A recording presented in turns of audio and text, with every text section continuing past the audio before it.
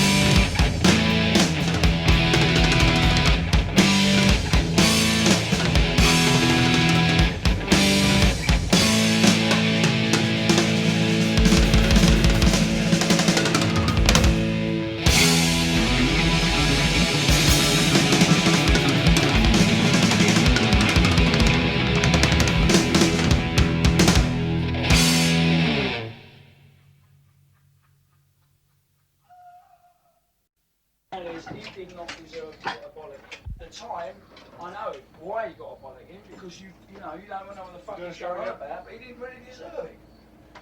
All he's trying to do is relay a message from me to you, right? And he went the wrong way about it, okay? Yeah, he did go the wrong way about it. I tell you what, I mean, it ain't going to happen again. I don't see where you get steamed. I mean, if the trust was Why it got steamed up to Bruce is because it fucked me right off, and I knew there was a problem. I still didn't know what it was, even after I fucked up. It's like and I stopped and it was like, oh, for fuck's sake. Come on, kids, and I'm looking round and now's the time to tell me, what's the problem? Can't you understand, if I hadn't tried to get a fucking message through to you, right? It'd have been a lot worse. If I hadn't got my gear done, as it happens, just in the nick of the time I got it done. I still didn't get the message. I know you didn't. But what I'm saying, whatever happens, if I didn't try and get a fucking message to you, you know what I mean? Sure, Steve, but the fact is that the guy was not handling it the right way. You don't think of things like that, Nick. No, but that's it. I'm shouting on at the other you. end on it. I'm on the other end. It's me that fucked up. I'm the one out there all on my own doing a drum solo, and I've got fucking talking to thinking that I've got fucking like a minute to go before me to get this fucking yeah, gear if right. somebody gives a message to me, I mean, it doesn't matter who it is. I mean, the message Bruce, goes it's different. It's different for you. You're not standing there all on your fucking own having somebody try to get your attention and talk to you. I'm playing a drum solo, and the guy's standing a yard to 2 yards behind my drum riser going, what? What? By the time I got that far, I fucking totally fucked. Because I'm not paying attention to my gig, I'm paying attention to what he's trying to tell me. Nobody would have noticed. I noticed. I completely understand that. Fuck me right up. But he was only doing what I told him to do. And that's getting a message to you. Now they're fucking heat at the moment and just everything like that. He don't think to fucking tell Bill. He wants to get the message to you, not the fucking Bill. So he don't think of that. He just tries to get the message to you, right? So he don't fucking deserve to get a bollocking for that. I mean, alright, he got one, I know. I'm not saying that, but I just don't, you know. I mean, fuck me. Paul's a nice guy. He's not like he's fucking, he's an arsehole. No, I know. Or an idiot. I know, but he was out of order because he didn't. He wasn't out of order. He wasn't out of order. He was wrong. He was, because he fucked me up by trying to tell me. If he'd have come up to the riser, look, if he'd have come up to the riser there, I could have fucking heard him. But Nick, Cunt was standing behind, sitting down. yeah, but he was wrong. He made a mistake, but he wasn't out of order. It wasn't He deliberate. made a mistake. No, I know it ain't deliberate. I didn't know that at the time, right? I still didn't know that Steve had a problem with his bass. Luckily enough, by the time I finished the Poxy solo, he had his bass working again. All it takes is to The get up grief was because I bollocked him up, and I had to tell you, you're going, don't bollock him, go and apologise. Like, fuck am I going to go and apologise to him? Well, all you gotta It's not do for is- me to apologise, I bollocked him because he fucked me up. Rightly, he fucked me up. No. He was wrong. All you got to do, it wasn't wrong. He was. It wasn't He did wrong. not handle it, he's not in fucking I don't want communicating. to fucking argue about this. It's fucking stupid. I think you're really out of order. I think, honestly. No, bollocks. I am not out of order. Oh, your attitude is out of order. No, it ain't. It is. No, it ain't. The Because guy fucking fucked out. me up. I know he did. Well, He then didn't that's mean out to. of order. Look, I'm not saying he fucking meant to, Harry. Well, The fact is exactly. that he was a dumb-cough because he don't know how to fucking communicate No, with me on he's not a stage. dumb chop. He's not fucking Oh. stupid. Well, he fucking certainly did a good job out there this afternoon, didn't he? He made a mistake because What do you I mean he fucking- made a mistake? Because I. You bollocked sent him. How could he make a mistake? That's right. How did he make a mistake? Well, you made a mistake by not sending Bill first, right? Well, he made a mistake, right? Yeah. Well, There's a difference between That's making what I'm saying. there's a difference between making a human So error. he made a mistake, right? Yeah. And I'm briefed up because he fucking made me make a mistake. Now I can understand what he was talking about after the fact. It remains to be seen. He was on a mission from you, I'm not going to argue about it. right? Fuck my old boots. It just I can't handle that situation when people think some kind of heavy grief, and it's important to me to get a message like that. Fucking hell. How can I get when I also fuck as well? I wouldn't have minded if I'd have got what it was happening straight. Like on the end, oh right, Arry's got his bass fucked. Right, I'll carry on and do something else. Then that's fine. If I didn't fuck up. But it made me fuck. It totally threw me right out, and he didn't know how to talk to me about it. And I've told him, don't do that again. It's not there to relay a message to people. And he never turned around. It could have been anybody.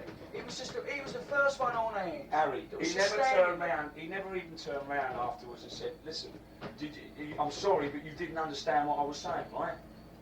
Well, why should he? Well, then because he got got a stood up fucking for himself, because he knows he was got a bollocking wrong, because he was sent on a mission from you. He's probably fucking upset. He's probably a bit upset. Because you gave him a fucking bollocking.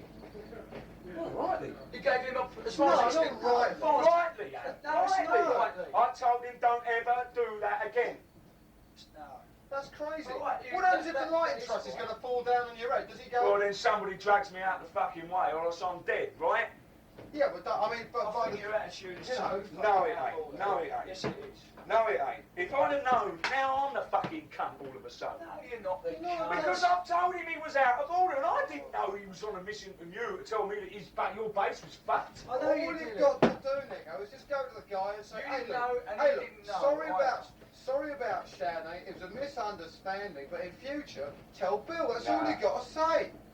And that way, he's a fucking proud What's the geezer, matter with he you? does Look, his this is job. some Oh, bollocks. pride thing or No, what? it ain't pride. It's What's the not matter with you? fucking It pride. is pride. No, What's bollocks. the matter with you? The guy was wrong to have been fucking there to do what he done. No, he isn't wrong. What's he supposed to do? Turn around with and... a different attitude, because this is fucking I've stupid. told him straight out What's he not to do it supposed- again. what's he I'm not going to go up and apologise for saying that to him. It's He was not- out of fucking order. It's He's not nothing out to of do with order. it. What happens if I fucking go and tell somebody to do something, he goes, no, fuck off, I'm not going to do that. Listen, Bruce. Then he's out of order. If Bruce. Steve goes and tells him to go I'm and do not something... concerned with other people that can't fucking talk to me on stage, who don't know how to fucking communicate with me. But he's not out of He order does not trying know how to to do it. communicate with me. Some cunt's recording this.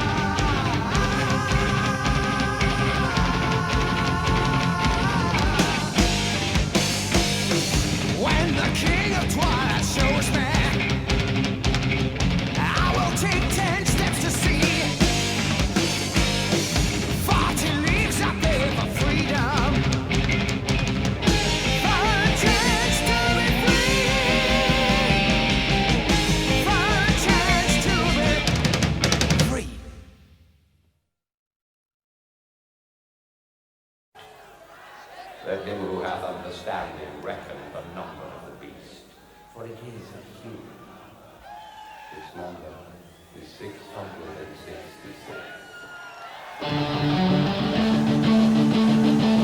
I left alone. My mind was blank. I needed time to think, to get the memories from my mind. What did I see? Can't believe that what I saw that night was real and not just fantasy. Just what I saw in my own dreams were the reflections of my woman staring back at me. 'Cause in my dreams, it's always there. Evil face that twists my night brings me to despair.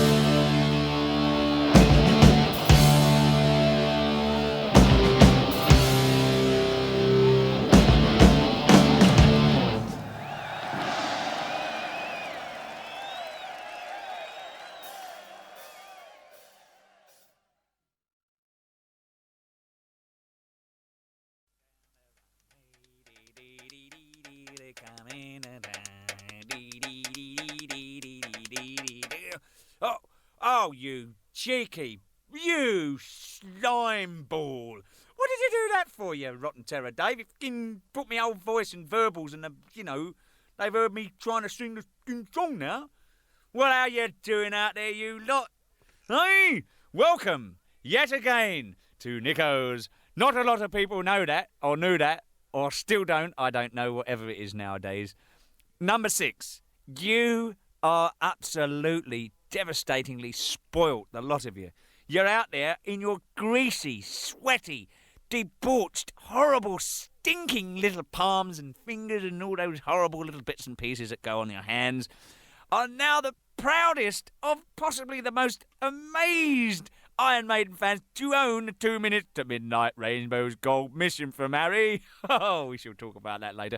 And as you heard, when that rotten Dave there be twiddling the knobs in a control room, decided to whack the microphone on Aces High, King of Twilight, Number of the Beast live. Oh, you gosh, you've got such a packaged hair. How can you still be sane after this? I mean, goodness gracious, listen to me. I've been playing it for 6 years. God. Anyway, no. Oh, gosh, 2 Minutes to Midnight. Released the 6th of August, 1984. My 3rd single with the band. I guess that must make the band's 11th or 10th single, whenever. Don't write in and say, Nick, I got it wrong, or else I'll give you some of that.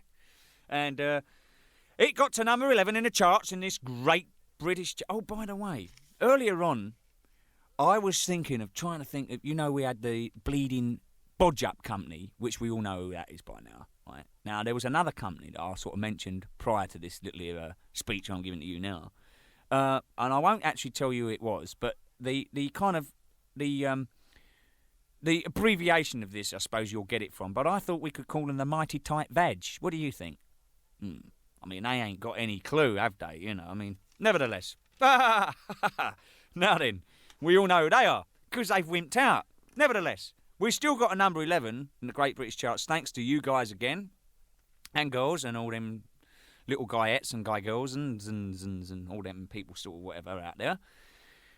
First released single off of the Power Slave album, and yet again, this album was recorded in the Bahamas. That's her. Now, as we all know, 2 Minutes to Midnight, great song, good video. The first story format that the band have ever put out on a video, rather than just sort of crazy stuff and the norm, Rainbow's Gold was a song written by some friends of the band's, a guy called Terry Slessor. Sorry, Terry, I didn't mean to get it wrong. Terry Slessor and a guy called Kenny Mountain, who in a band called Beckett together, I do believe. I might have got that wrong. So, hell, what if I have? You can do something about it? Come over here. Anyway, now then, on the butt end of this here single was a track called Mission from Arry. See? Now, those of you out there, still to this day, some of you think that this was a choreographed piece of entertainment for all you guys and girls. Well, I can tell you it fucking well was not. It was, in fact, the very only argument I have ever had with Steve Harris. We were on stage in Allentown, Pennsylvania one evening, and this was in the Peace of Mind tour, when this although it was released on the back of a Power Slave single, it was actually recorded on the Peace of Mind tour. And I was doing a drum solo at the, new boy in the band, do a drum solo, Nick, get on with it. So in this period of time, Steve would go after the back of the gig and change his, if he had a dodgy bass string, or he normally, what happened on this night, he was changing the battery on his remote, or his, should I say, his transmitter. So he sent this guy round to tell my drum tech to tell me to extend my drum solo, because he weren't ready. But he didn't tell my drum tech, or his tech didn't tell my drum tech. He told this guy who was sitting at the back of the gig, who was one of the riggers, a guy called Paul, who's no longer with the band. I wonder why. No. Anyway, he said to him, tell Nick to extend his drum solo. So I'm playing. Pea soup, soup, all that shit. And I get a tap on the back, and this guy says, oi. I've gone, what? He's gone, oi. I've gone, what? He's gone, hey. And he's pointing to Steve. I've gone, hey. He's gone, hey. I've gone, what? He's gone, hey! I said, fuck off! Jesus Christ, he made me fuck. Oh, anyway, what could I do? I stopped. I'd gone absolutely wally. So I've come off the gig anyway. And make the long story even longer. I've come off the gig and I've gone in the dressing room and I said, that fucking geezer at the back of the gig, what the fucking hell's he think he's doing? There he is. He's giving me all these verbal signs and all this stuff, right? I said I couldn't understand him. He was sitting about 3 feet behind me. Instead of coming up and shouting him a luggo, and Harry said, I sent him. I went, you what? He said, I sent him. I said, what the fucking hell do you think you're doing sending him around and giving me messages? He said, well, I had to play a bit more and need a bit more time to change my bass thingy, me bob. And I said, I didn't care about that. This geezer made me fuck. He said, well, look, you better go and apologise to him. And I said, fucking right I am. I'm fucking apologising to him. He made me fuck. He said, so that's the argument. We argued for about 15, 20 minutes, and it all calmed down. And Bruce came in, and he got a bloody cassette in his back pocket, and he said, oi, Nick, what would happen if he tried to tell you the lighting truss was going to fall on your head? And I said, don't you fucking well start. And Harry says, yeah, he's got a good point, hasn't he? So we started the argument again, and Bruce recorded it. And then at the end of this mission from Arry, you'll remember, Harry says, he grabs the tape off him. Just before he grabs it, he sees his tape in his pocket and he's going, Sam, recording this. And so we got the tape. And that's basically how that all happened. But anyway, after this extravaganza, we thought it was so funny, we had to let you guys hear it. And that's the only serious argument I've ever had with Steve in my life. So that just about gives me enough time in this little, not a lot of people know that number 6, part 6 or whatever, to tell you just a tad about Aces High, which, as you know, has got King of Twilight on it and number of the Beast live. This song was released 22nd of, it wasn't. It was released the 22nd of October 1984. Chart position 20 that got to. Now, at the time we were rehearsing the Power Slave album, Steve was writing this song. I started to learn to fly aeroplanes in Jersey, and I'd come home from the aerodrome and I'd have the old, whistling the old ends of the moustache and twiddling the old various bits and pieces and the hat and the goggles and the scarf and whoa, tally-ho, Biggles, bandits at 6 o'clock low, coming out of the sun, 12 o'clock high, watch out, full power, bombs away, Biggles. That good stuff. And I think it sort of slightly influenced Steve to write this song, about the old Second World War, Spitfire pilots and all those guys. Hey, just between you and me, Steve, he doesn't like to fly. He hates it. He thinks I'm an absolute nutcase. But you don't tell him I told you, will you? Because he'll be very upset. Anyway, Aces High, King of Twilight, great. What a package this one is for you. I wish I had more time to explain some more of the stories on 2 minutes and things like that around that time, but I really do have to go now. We're running out of time. Oh, yes, just a little joke for you before I leave. Have you heard the one about the 2 queers? They were fighting over a manhole. See ya. I'm off. Bye.